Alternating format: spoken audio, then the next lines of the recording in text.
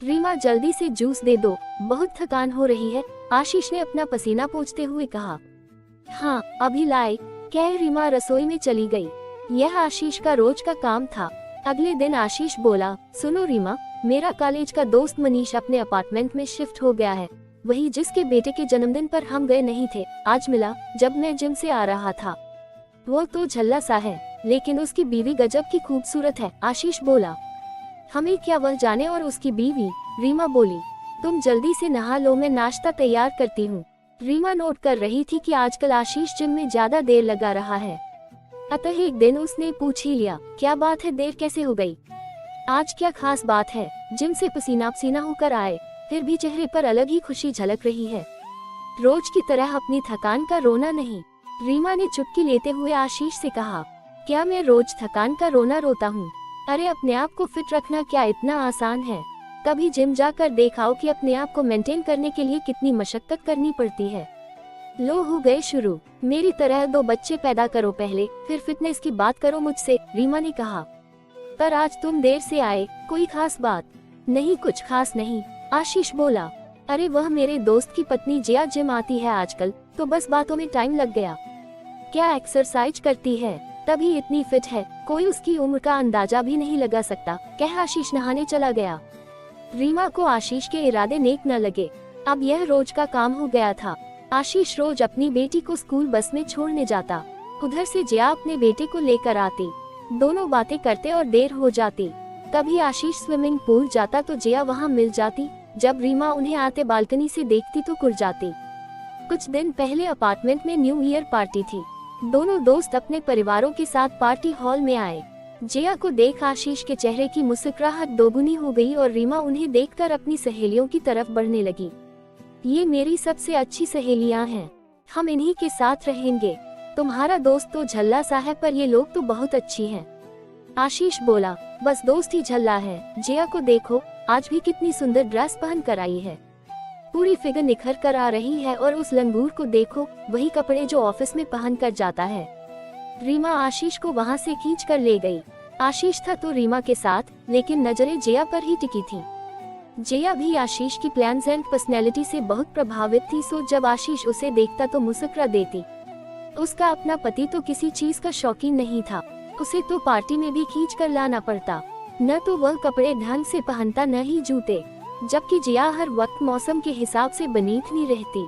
तभी तो आशीष मनीष के लिए लंगूर के हाथ में अंगूर बोलता। एक दिन आशीष ने मनीष की फैमिली को डिनर पर बुलाया। रीमा कहने लगी, जब तुम्हें अपना दोस्त पसंद ही नहीं तो क्यों बुलाते हो उसे? आशीष बोला, अच्छा नहीं लगता, इतने दिन हुए यहाँ आए उन्हें, हमने एक बार भी अपने घर नहीं बुलाया। तो उन्होंने कौन सा बुलाया? रीमा चिढ़कर बोली। संडे को जिया पूरे परिवार के साथ आशीष के घर थी।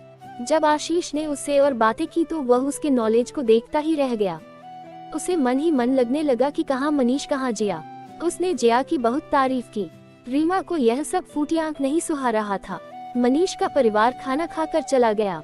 उनके जाने के बाद आशीष बोला, जिया ने अपने बच्चों की परवरिश बहुत सही तरीके से की है, कितने सलीके से बात करते हैं और पढ़ाई में भी अच्छे हैं, तो हमारे कौन से कम हैं? रीमा का जवाब सुन आशीष ने चुप्पी लगा ली। अब आशीष के घर अक्सर जिया की बात होती जो रीमा को जरा भी न सुहाती। उसे ऐसा लगता जैसे आशीष के दिलो दिमाग में जिया रच बस गई है। उधर जिया भी मनीष से अक्सर आशीष की ही बातें करती, कहती, कितना शौकीन है तुम्हारा दोस्त आशीष, हर वक्त हंसी ठहाके लगाता रहता है, सोसाइटी के कार्यक्रमों में भी कितना आगे रहता है, हर प्रोग्राम में उसका नाम अनाउंस होता है, स्पोर्ट्स में, कल्चरल्स में। शायद जिया और आशीष एक दूसरे को मन ही मन चाहने लगे थे, इसीलिए दोनों अपने अपने परिवार में एक दूसरे की बात किया करते। मनीष का तो इस तरफ ध्यान नहीं पड़ा क्योंकि वह अपनी ही दुनिया में मस्त रहता, लेकिन रीमा मन ही मन जिया से जलने लगी थी। यहाँ तक कि अपने बच्चों से भी कहती कि जिया के बच्चों के साथ न खेलें। जिया के बच्चे जब उनसे खेलने को कहते तो रीमा की बेटी कहती, नहीं मम्मी डांटेंगी। जब यह बात जिया को पता चली तो उसे बहुत बुरा लगा। एक दिन स्कूल बस जल्दी आ गई और जिया व आशीष दोनों के बच्चों की बस छूट गई। आशीष बोला, मैं कार से ड्रॉप कर आता हूँ। ओके, जिया बोली, लेकिन जिया का बेटा नए अंकल के साथ जाने को तैयार नहीं, अतः जिया भी उसके साथ कार में पीछे की सीट पर बैठ गई। आशीष ने कहा, Jiya, you can come to front seat. I don't mind, Jaya ने कहा और कार की अगली सीट पर आकर बैठ गई। रीमा की सहेली ने जब यह बात रीमा को बताई तो उसके तो जैसे होश उड़ गए। अतः अगले दिन वह आशीष से बोली, बच्चों को स्कूल बस तक में ही छोड़ जाऊंगी, तुम्हें वहाँ बहुत समय लग जाता है। आशीष को कुछ समझ न आया कि रीमा क्या कहना चाहती है, लेकिन जब वह बस स्टॉप पर गई तो उसे जिया फूटी आंख न सुहाई। दूसरी सहेलियों के साथ खड़ी बातों ही बातों में वह जिया को ताने मारने लगी। जिया को भी समझते देर न लगी, लेकिन क्या करती, पहले दिन वही तो उसके पति के साथ कार की आगे की सीट पर बैठ कर गई थी। वह चुपचाप अपने बेटे को बस में बैठा कर वहाँ से चली गई। रीमा जब लौट कर आई तो देखा आशीष बालकनी में खड़ा जिया से जोर जोर से बातें कर रहा था। रीमा जिया के पास पहुंचकर बोली, जिया के घर में ही आ जाओ ना, ऐसे जोर जोर से बातें करना अच्छा नहीं लगता ना। कहने को तो रीमा घर आने का आग्रह कर रही थी, लेकिन उसके चेहरे की कुटिल मुस्कान देख जिया समझ गई थी कि रीमा क्या कहना चाह रही है। अतः वह वहाँ से चुपचाप चल दी। पीछे मुड़कर देखा तो आशीष बालकनी से उसे हाथ हिलाकर बाय बाय कर रहा था। घर आकर जिया बहुत उदास थी, मन ही मन सोच रही थी कि रीमा की गलती भी तो नहीं, आखिर उसका पति है आशीष, पर स्वयं भी क्या करे। बस बात ही तो कर रही थी उससे, अगर उसे आशीष से बात करना अच्छा लगता है तो उसमें बुराई भी क्या है। क्या किसी के पति से बात करना गुनाह है। रीमा इतनी चिढ़ क्यों गई।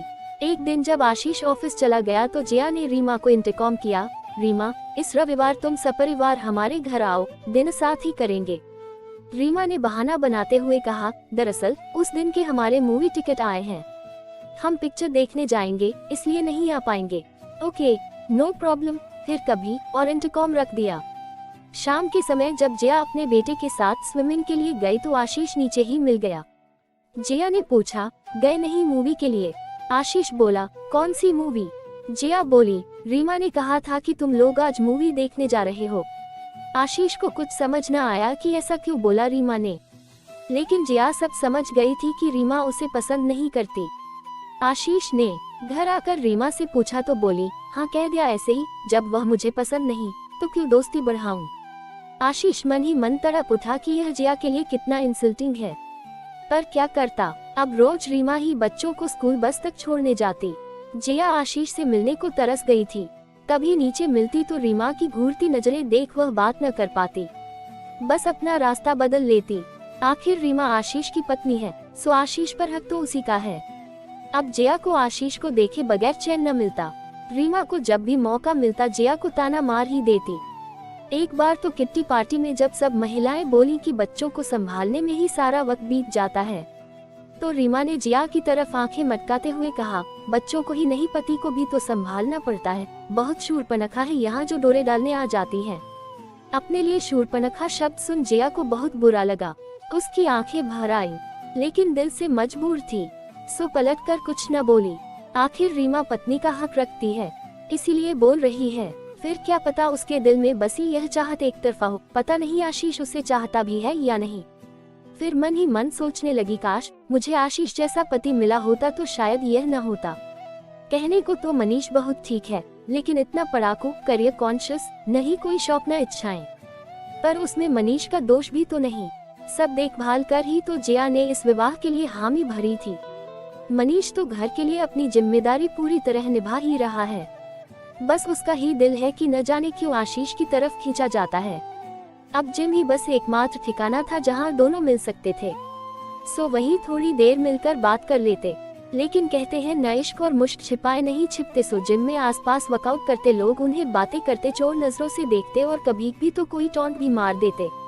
अब जिया को लगने लगा कि पानी सिर से ऊपर जा रहा है, अतः उसने अपने जिम का टाइम चेंज करा लिया।